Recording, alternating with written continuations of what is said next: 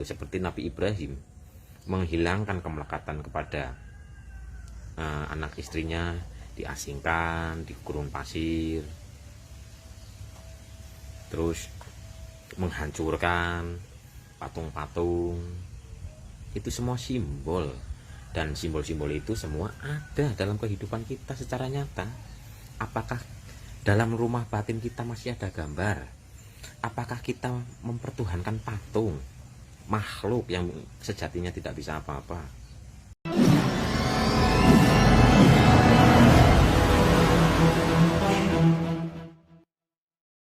Jadi putus kemelekatan itu, seperti Nabi Ibrahim menghilangkan kemelekatan kepada anak istrinya, diasingkan di gurun pasir,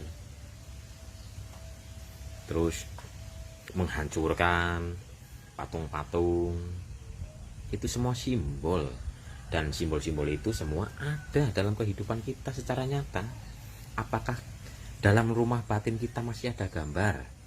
Apakah kita mempertuhankan patung, makhluk yang sejatinya tidak bisa apa-apa? Mata melihat makhluk, rohani melihat sang hidup.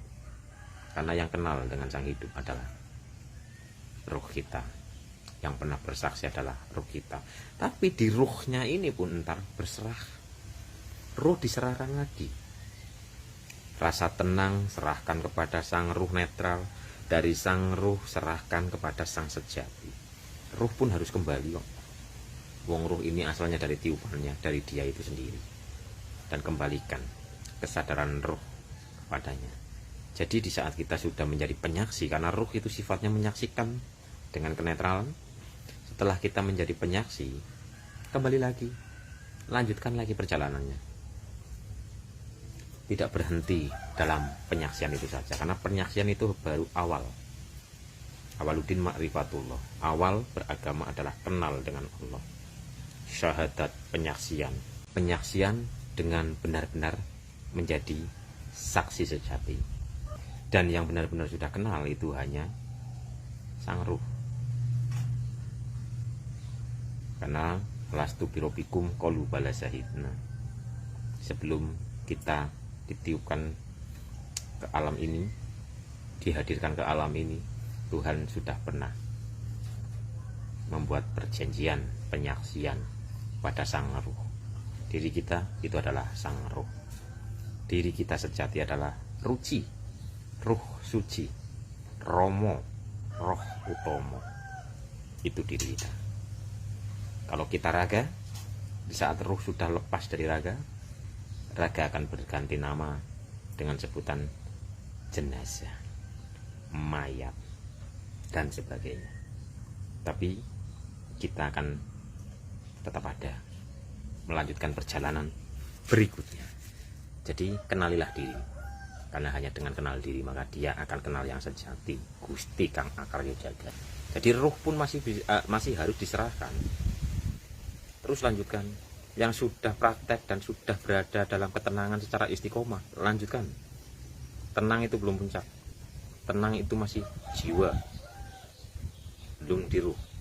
Ruh itu hanya menjadi penyaksi, tanpa penilaian, tanpa perbandingan, tanpa menghakimi.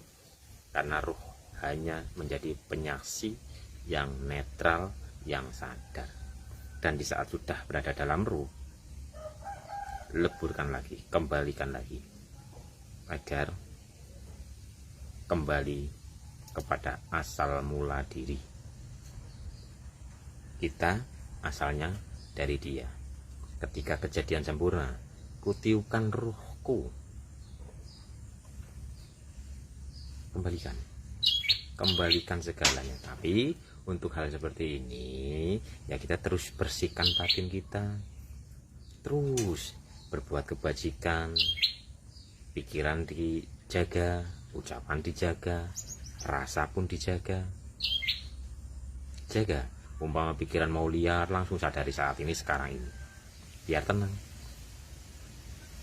Umpama rasanya kok sedih, sadari saat ini, sekarang ini. Mengeluh, sadari kenikmatan yang sudah diberikan kepada kita selama ini. Khawatir apa yang mau dikhawatirkan? Masa depan belum terjadi kok.